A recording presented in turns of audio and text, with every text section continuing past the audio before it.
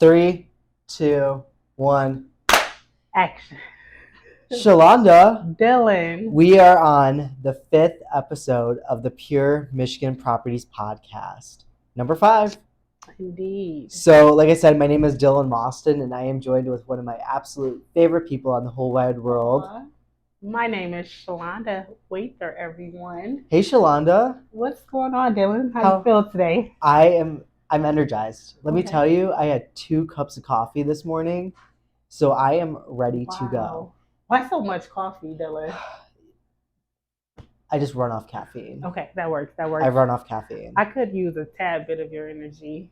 Here, let me just give some to you. Thank you. Here you go. Thank you. Put a little bow. Energy is never destroyed, but it always transfers. 100%. So, yeah. I'm such a big believer in energy too. Is like with the people that you hang around with is who you become. Oh yeah, absolutely. And so I only want to focus on people who are high energy, that's who right. are positive people. Like that's who I want to surround myself with. I think that's a very good way to approach life. Yes, for sure. So let's talk about the podcast in general right now, starting off, and then we'll kind of wrap it into where we're going today. Yeah. So this podcast, we've already done 4 episodes, right? We started with our big why. We moved on to buyers and sellers, and then we did a little bit of the renting and buying aspect of things.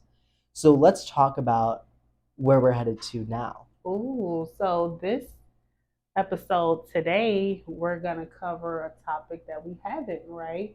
And this word for some people is exciting, right? So let's talk about investing today. Ooh, investing? Yes. Let me tell you this. So when I hear the word investing, I hear all my family and friends, they keep saying to me, Dylan, you have to invest, right? Invest in the stock market, real estate, Bitcoin. It's a world of opportunity.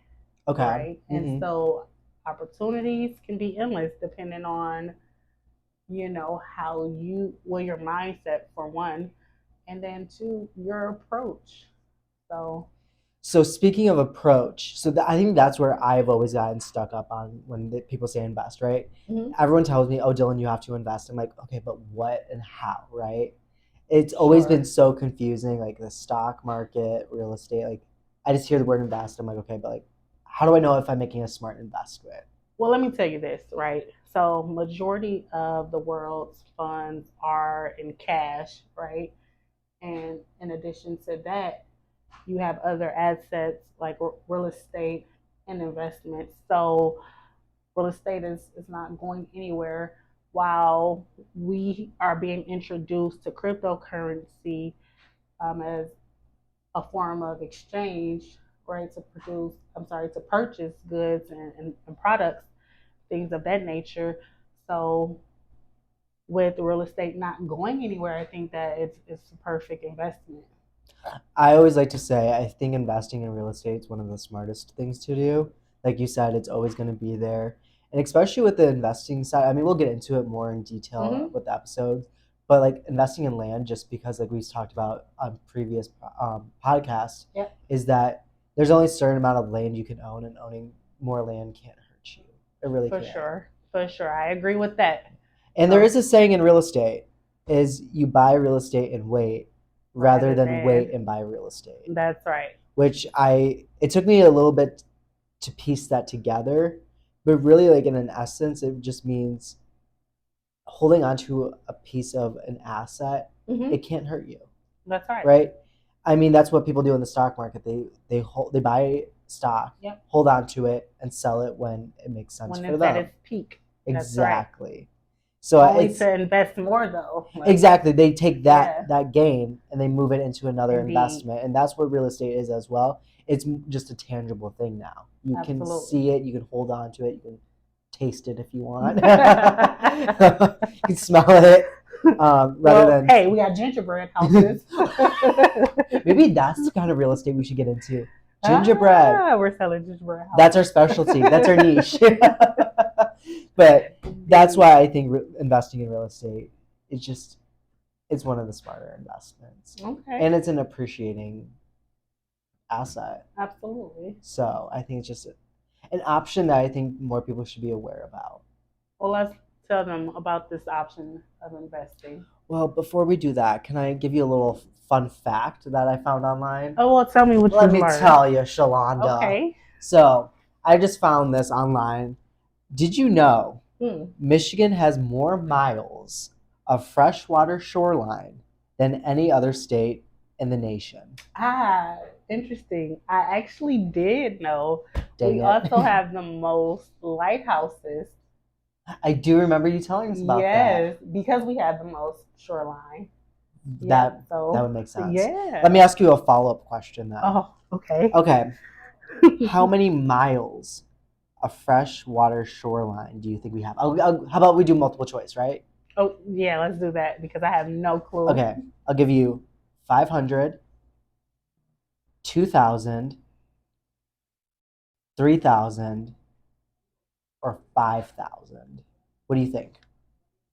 Let's see, Dylan, I'm gonna go with what is C 3000? Ding ding ding, she's a Am winner. I? You're a big Oh winner. wow, yeah, I didn't know. It Wow. is around 3,000 miles of Okay, freshwater shoreline that Michigan has, which is the largest. huh? That's how I passed all my exams. I was C show C.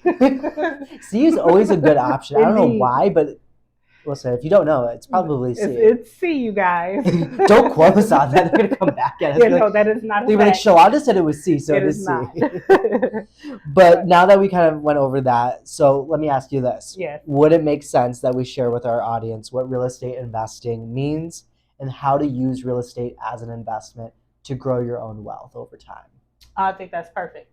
Then let's just jump right into it. Well, let's jump right into it. So, real estate as an investment is really summed up by the saying it takes money to make money. Mm-hmm. And that illustrates the principle that an initial upfront uh, cash, right, it, it is used, right, to purchase property, right, and with the expectancy that it is to grow in value or become uh, produce producing income, a streamline Yes. of income, basically. And so there's two terms that individuals really should know, right? Okay. Investors should know, and that's the return on income and the return of income. Now, let me illustrate to you how to apply these terms, right? Say that an investor invests an initial amount of $100,000 to purchase a property, Okay. right? And once that property uh, either appreciates in value or is sold, there's a surplus, right? That initial amount is the return of investment at $100,000. Anything more than that initial investment is the return on investment, is the profit. Okay. So, and this ideology, it works on the grounds that money does a few things, right? It's the medium of exchange to produce, to purchase, I'm sorry, products and resources, Yeah. right? But in addition to that, it measures, right? It's our standard unit of measurement that we use to compare value, right? Mm. And then also it's our storage unit of value, right? So money is used to retain or accumulate more wealth, right? Because here's the thing. Remember, I said it takes money to make money? It Yeah. actually costs more to print money Mm-hmm. and make money than the value it sometimes holds. Right. So, And it's funny because I mean, even with like those two keywords that you use, it's like you hear people saying, let's say like you're gonna invest, you're thinking between buying like a property or like buying like a designer handbag, right? mm-hmm. Let's say that I've heard this situation before. Some people are saying, "Oh, I just want to buy the designer handbag because it's like an instant gratification, right? I can instantly get it. I don't have to worry about it." You look cute. And you look cute. Listen, no shame in your game.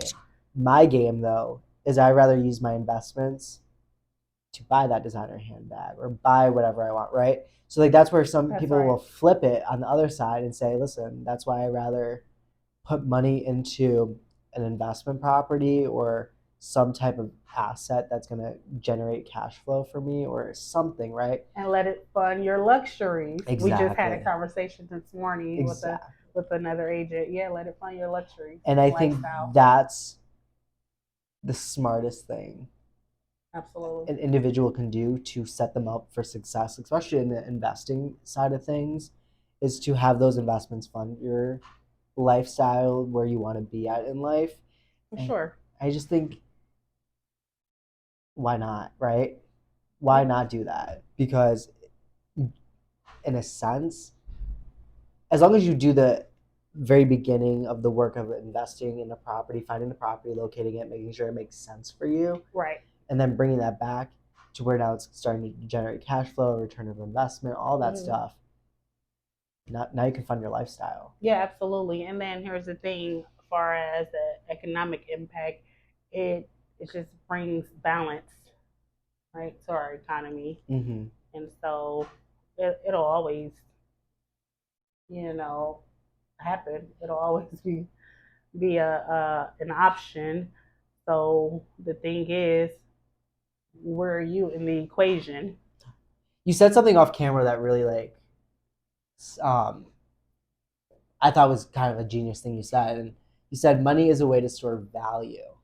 Do I talk about that for a second? Yeah, money is a way to store value because it the more you have, it retains a certain, a certain value, and then it accumulates in value.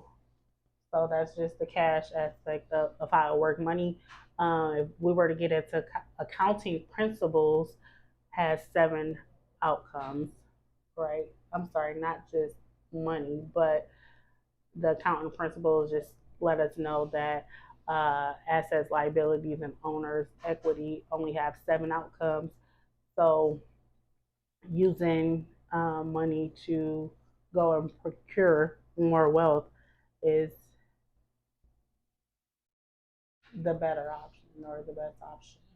No, I agree because honestly, it's making your money work for you. But listen, too, right? It makes your money work for you, especially now. The time to invest is now because your time value of money is another key word, right? Mm-hmm. And what's happening today is now we're introduced to these other forms of currency, such as cryptocurrency, for example. Yeah. Right? And what's going to happen to money, right? So let's let it work now, right, rather than later. 100%. I mean, because not everyone is into cryptocurrency, right? So that is very true.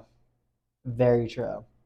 So, with an investment in real estate, there's different avenues that we can go down. There's first we can break it down into residential, industrial, commercial. There's so many different ways that you can invest in it rather than sure. Most people think like, oh, the single family or like duplexes, like that's what my sphere thinks, right? In today's episode, we specifically wanted to focus on the residential aspect of investing, but more nitty gritty with it is the single family residence. Oh, yeah. So, with that being said, so let's talk about what real estate investing looks like with that kind of thing, what different avenues we can jump into, and where we can make our money work for us, right? Okay. So, let's start off with renting, right?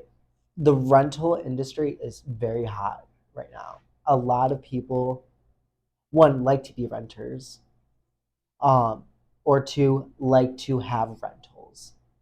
And there's different forms of rentals. You can do Airbnb, a regular rental, lease with the option to buy. There's different ways to navigate that realm of things. But let's specifically just talk about buying a property and renting it out, right? Okay. Let's talk about it. So even with that, you can break that down, fix and flips.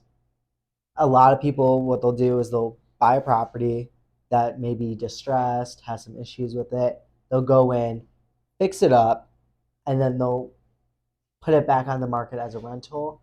That helps with cash flow, and then each month you're making money. Yeah. That's what I say is it's having your money work for you rather than against you. Indeed, indeed, and I think that in that way, in that regard, that's long term return. And then, as you mentioned, the fix and flip, there's a short term side to it as well.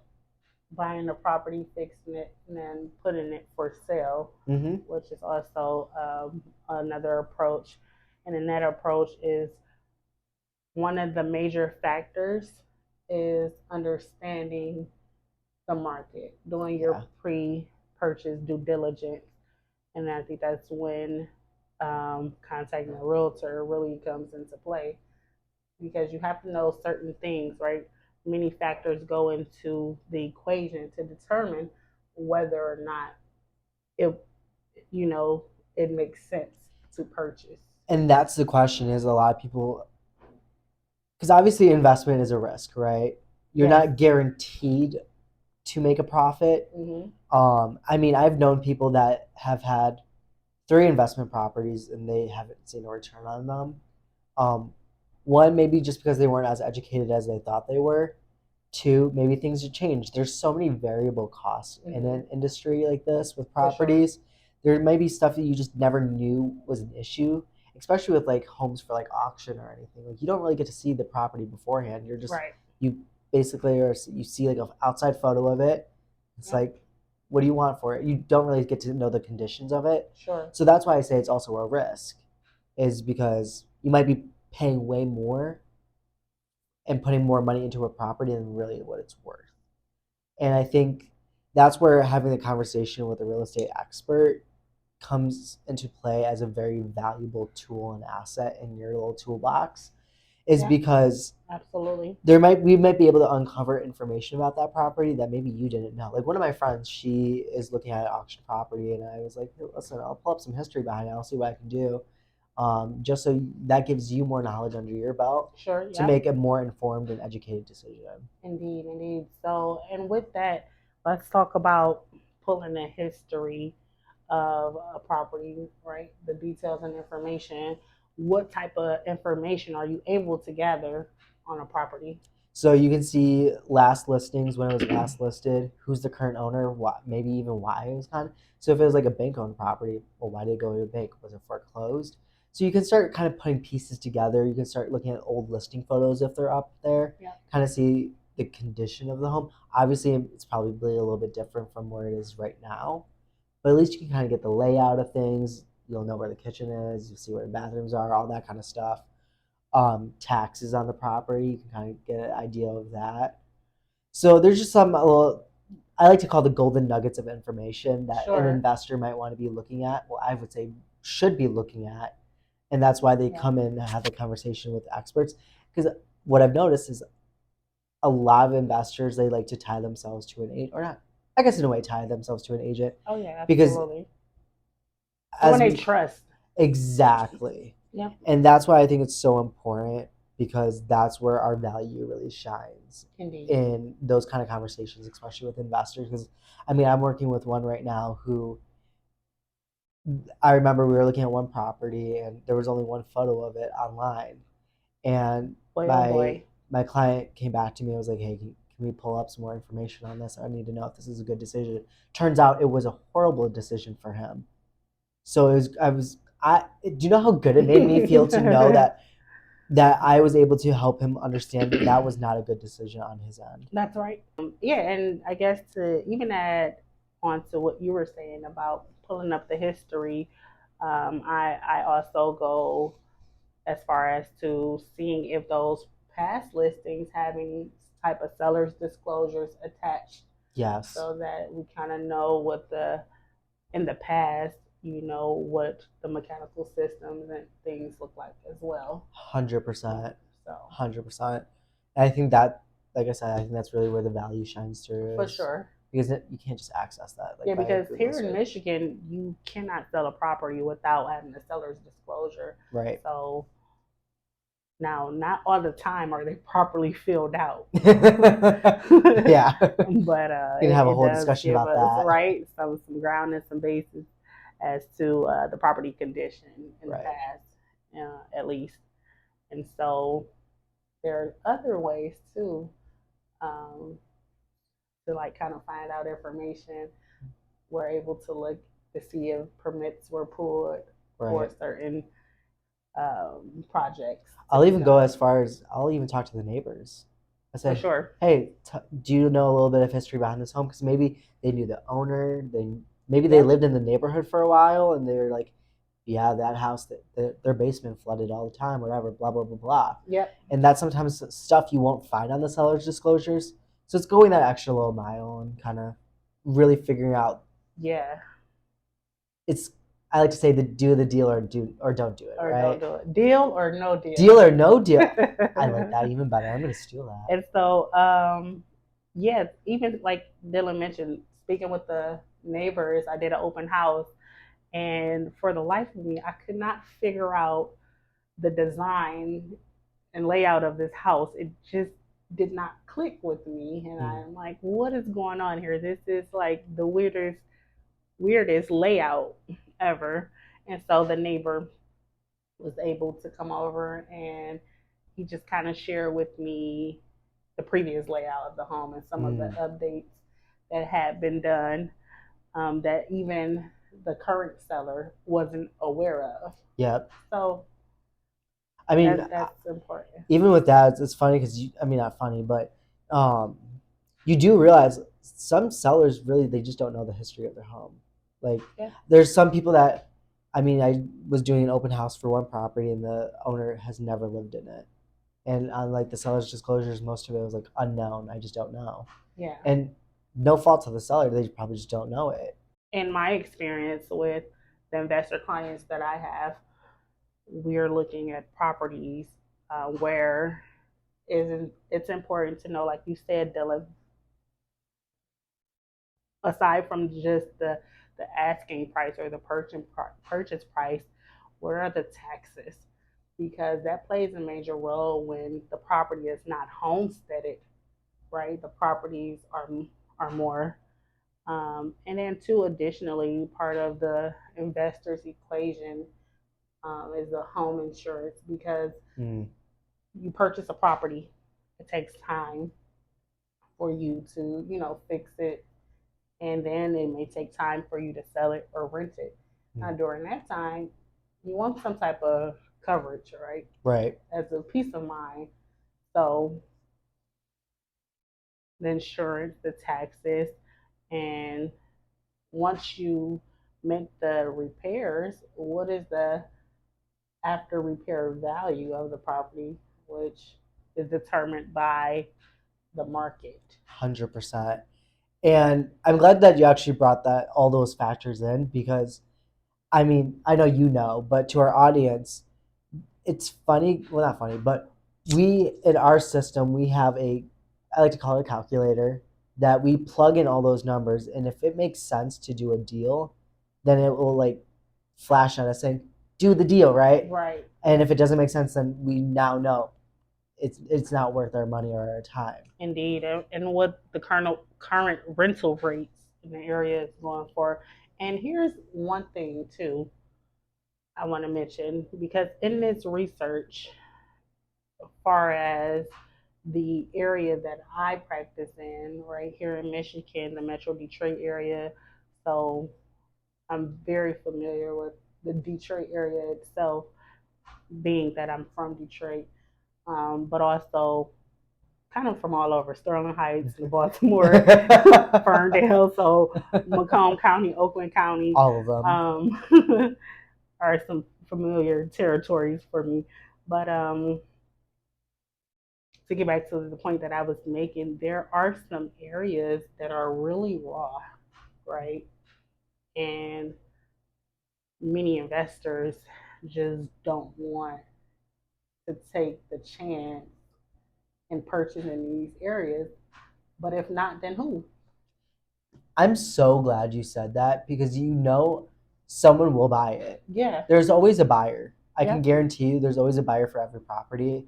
It just depends on the terms, really. And here's my thing. I'm always into creating my own lane, right? And so when I'm having conversations with investors, that's the first thing that I ask, right? Because the bigger the risk, the bigger the reward. So 100%. how far are you willing to go? Because most investors are looking for, in my experience, as far as my clients, they're looking for the short term. Okay. So they're not really holding the properties for rentals. They're Hmm. looking to fix the flip and sell.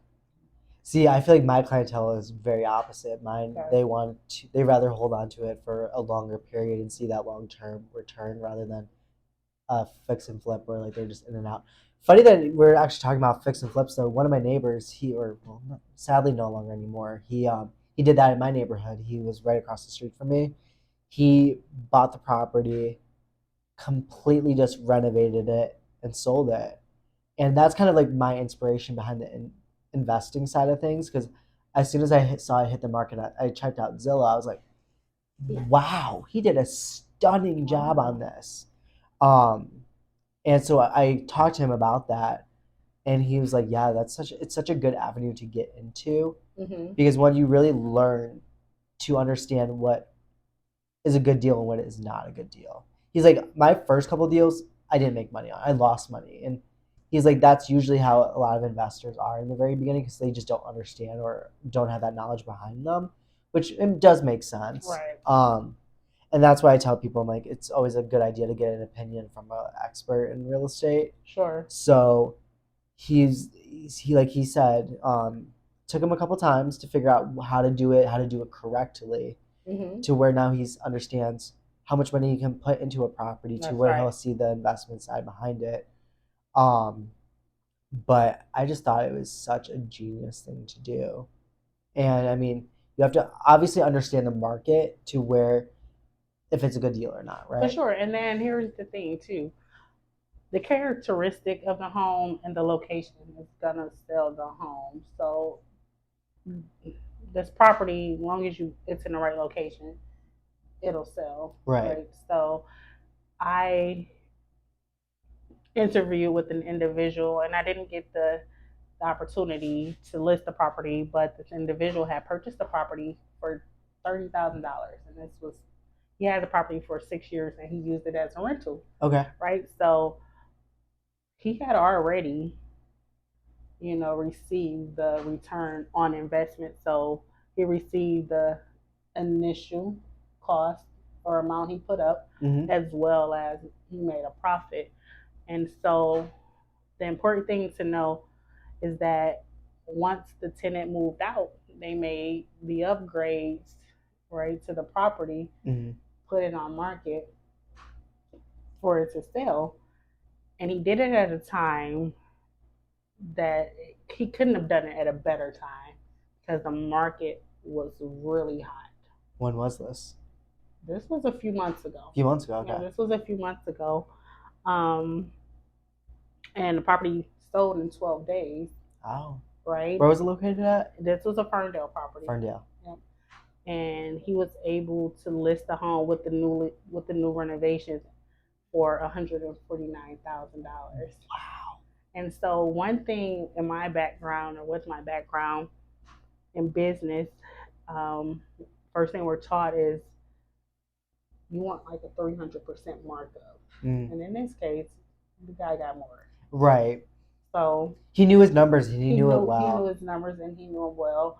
Um, Now, initially, when I saw the property, it still was very, I guess, in the beginning stages of the remodel and renovations, Uh huh. and he had not decided exactly what direction he wanted to go in. Okay. So, as far as what we discussed, he actually didn't go that route. I did send him some properties that had recently sold in the area, and I think he was able to take from that some ideas on how to get the most for his property. So it kind of was, it wasn't, I didn't feel away because it's business, but Yeah. I'm glad I was able to help though in that 100%. regard. So with the updates that were made, updates are very important, you guys. Can I add something to that though? Please add something to that. I feel like though when people say updates, upgrades, renovations, I will say you should be very careful about what you are choosing to upgrade because there's certain ones that you're gonna do all the upgrades and updatings, and let me tell you, it will not affect your value. Yeah, absolutely. And so that was one thing that he really was intentional about, and as investors, that's one thing you really should be intentional about is knowing what upgrades you have to make to be able to see that return. I think the example was over the summer, someone's client, I think another agent was telling me that they like put like this brand new like fancy deck in, only to realize like it did not bring them any value. No. And decks are not cheap. No. No, they are not. No, they're not. And when I was speaking with the agent, I was like, they put all this, I forgot how much money they put into it, but they put, and then they listed it only to realize it added no value. It added no value. Or like at least little. So I will say it is very important to ensure that you have a realtor who knows, what exactly, what exact updates you should make. Yeah. And to be fair to that realtor who I was talking with, they didn't know that their client was doing updates beforehand. It's not like they just let them. Okay. To be fair, I want to give credit to that agent. They didn't do anything wrong. Good job. Good job. Unfortunately, the clients beat the renovations to the agent. And so I feel like as a realtor, we kind of our value in this situation and dealing with investors is knowing the market stats. I think that's going to be one of the biggest players, especially when you're in investing, is you have to know your market like inside and out. Yeah, inside and out. If not as much as an agent does, really. And we also have to know the valuation from a appraiser's perspective. That to me, excuse me, is huge because I can tell you a value, but if once an appraiser comes in and they say, well, no, this is why it's worth X, that sticks with the property. And that's going to be the hardest hurdle to jump over. Yep. So if you don't know your numbers and think like an appraiser, you might be shooting yourself in the foot. Indeed. So what else do we have for the for the episode viewers? Yeah, so for the viewers, I mean, I kind of want to jump back into the appraisal for a second. Yeah. And that's why, sorry, this kind of like off topic, but with appraisals, as an agent, when you're telling me, oh, I think my value is X, and I tell you your value is actually Y, I'm going to tell you, I'm thinking like an appraiser does. I understand that you've done X, Y, and Z to your property. I understand that you've had these great memories there. An appraiser's value is going to stick with that property, and that's the value we need to get hit at, right? Absolutely. So, because I've had a couple conversations with clients where... Well, here's the thing, too. Let me add, for an investor, do not allow this to be a transaction based on your feelings. It should never be on your feelings. It should never be based on feelings. So, and I think that's where a lot of people, hey, I feel like I put in this work and this effort, that this should be, the outcome or the result. 100%. I mean, I went on a listening appointment about a month ago with an investor, and this was his first property he was doing, and I genuinely, like, we walked through the property, he was telling me about all the updates he's done, and the property was stunning, but don't get me wrong, his valuation was so off. And having that conversation with him, he was like, no, but I did all this, I put this many hours, this much work into it. I was like, great. But as someone who's going to be coming into your property, viewing it and looking at it, I'm sorry to break it to you, but they do not care about that. They just see the structure of your home. They will look at the comps in the area, and that's how their number gets placed together. Indeed. And as an investor, sometimes that can hurt, but like you said, it has to be a numbers game rather than emotional. Yeah, even for a single family, depending on, if you're fixing and flipping to sell or to lease, If you're flipping to fixing and flipping to sell, more than likely the buyer is going to come in and make their own changes to the property. So 100%. I mean, I remember I was on an appointment one time and the couple was asking me, they're like, oh, we don't know if we're ready to hit the market yet. We want to do a couple more updates and repairs. And I said, I appreciate that you can say that. Unfortunately, I'm looking at through the eyes of a buyer. mm-hmm. They're going to probably come in and if you painted the wall, they're probably going to repaint it. Even if you say on the listing, oh, a brand new wall, brand new painted wall, to them, they're like, I don't like that color. I don't like that shade. They're just going to repaint it. And do you want to spend that time and effort and money to repaint it when someone's just going to probably repaint it anyways? And so that's always something to consider because currently I'm looking for a property for one of my investors, and we've seen some properties, and some of them are really nice. Mm-hmm. And they didn't want to go into buying a property where they had to make any type of renovations. They wanted something that was turnkey, which of course is going to influence their pricing, right? And how much return they're going to get. But what we discovered in the conversations we've had so far, like you mentioned, hey, this color wallpaper, I'm sorry, not this color wallpaper, but this color paint, where it is a simple change, right? I still think it's a bang for your buck. And so there's little things like that. Yeah. And just knowing also the amenities in the neighborhood. No, that's huge. Especially neighborhoods, school districts are important. Mm-hmm. There's different things that play into a factor of a value of a home that not even the home has to offer, right? Sure. Or like, well, it will offer it, but it's not in the home. For sure. So understanding that too as an investor is what's going on in the area. What are the trends going on in the area as well? Indeed. I think that's so very important for an investor to understand as well. And here's the thing, you guys, we're not gonna try to tell you. At least for me, I don't know how long your resources are. I'm gonna say, and with an unlimited amount of resources or a high amount of resources, the opportunities can be endless. Mm-hmm. So, for anyone looking to invest, and that the time is now for you, we're happy to share our investors calculator, right? Yep. So that you kind of know if it's the right move. So sorry. No, go ahead. I was gonna say, so the investor calculator, when you reach out to us and ask us for that resource, is what it is. Basically, it's like a big Excel sheet where, well, for mine is, I'm assuming yours is the exact same thing. Yeah, it's in Excel. Mine, ours, we plug in all the numbers, mm-hmm. the return on investment, and it will tell us, is it a good deal or not?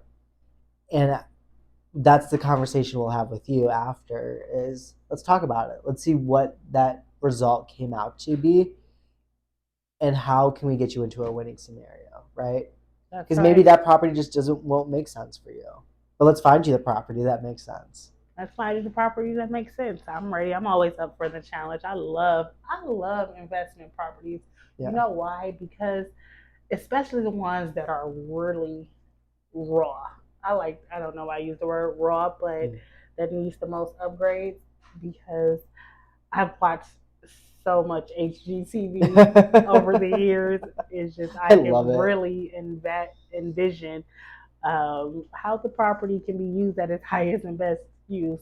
So, and I will say you do a lot of investing, or like not specifically you, but like your clientele is very much investors. So I think definitely like if there's someone in this office who knows a lot about kind of getting those clientele under your belt, you really work the investing side of real estate. Yep, absolutely, and it can be a long drawn out process, but and then it's fun. It's fun. It's fun, and here's the thing too, right? aside from just a cash option, right? Mm-hmm. You can also, if you own property already, with care, you can care and knowledge and reason. You can pull equity out of your home Mm-hmm. to purchase more properties Yeah. or land or lots or however you see appropriate. That's why I tell people, I'm like, there's such a strategy behind investing, and it's not just a black and white. There's a Yeah, gray area in it where we can make other things work for you, right? Like you indeed. said, you can pull the equity and use it in towards another property. So that's why that's why when going back to the very beginning, that's why make your money work for you Yep, rather than work against you, right? Like that's let's use that right. equity in the money that you had in that property, take it, put it into another properpe, generate Correct. more to keep going with the flow of things. Like it just Correct. doesn't it make sense? That makes sense to me. I don't know why everyone doesn't do it.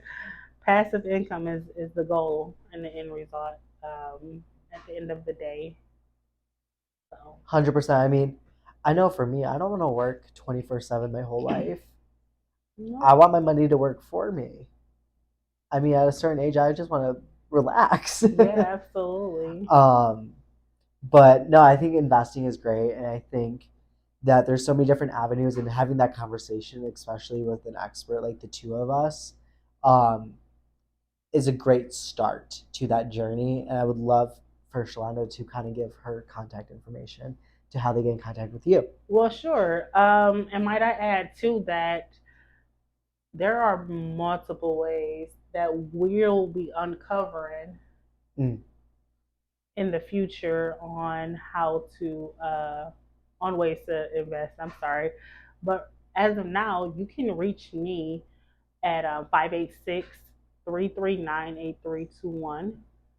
I'll say that again. By phone is the best way to reach me. You can call or text 586 339 8321, or you can reach me via email at Shalanda, spelled SHALAUNDA at KW.com. Those are the two best ways to reach me. Dylan, tell them how they can reach you. The best way to get in contact with me is by phone. Either call or text to 248-891-9860. That's going to be the best way to get in contact with me. But to learn more about me and get all my contact information, the best way to do that is just to go to Google or whatever search engine you use, and just type in Dylan Mostyn Real Estate. It's going to be DYLAN Mostyn, Mostyn, real estate, and I can guarantee you it'll be the first link that pops up. Click that, it'll bring you to my website, and you'll get all my contact information and everything you'll need to know to either get in contact with me or start learning on your own. That's right. That's right. And again, to reiterate, we're happy to share that Google calculator to see if deal or no deal. I love it. You can Or either reach out to us. either one. Indeed. So, and then talking about investing, I want to kind of talk about the future for the episodes. So, Absolutely. one thing that we were talking off camera about was bringing other experts onto this podcast. And one person that we wanted to bring on was Rob Chubb, who he's an expert and knows the lane of wealth building so well. He knows like the ins and outs of it. Yep. So he's a guy that we want to bring on to here to have a conversation with, to discuss what wealth building looks like specifically and how to start, really. Because I think most people are just scared about the start, about doing some sort of action, right? Do not be afraid. And so I think it'll be good to have him on here and start bringing more people on here as guests to share their perspective on real estate, as well as give tips and advice to Absolutely. grow your knowledge and expertise. And because we love what we do, we're always here to help you. And so please join in on our conversations. Let us know what information you're seeking as well, and we'll be here to provide you with the direction and knowledge you need. I couldn't put it any better way. Thank you guys so much for joining us on the 5th episode of the Pure Michigan Properties podcast. We look Yes. so forward to the next episode next week, to getting that episode out to you guys. And Shalonda, is there anything else you want to say? No, I just would like to say thank you all. You all take care. And until real soon, Yes. which is next time, have a great day. Bye, guys. Bye.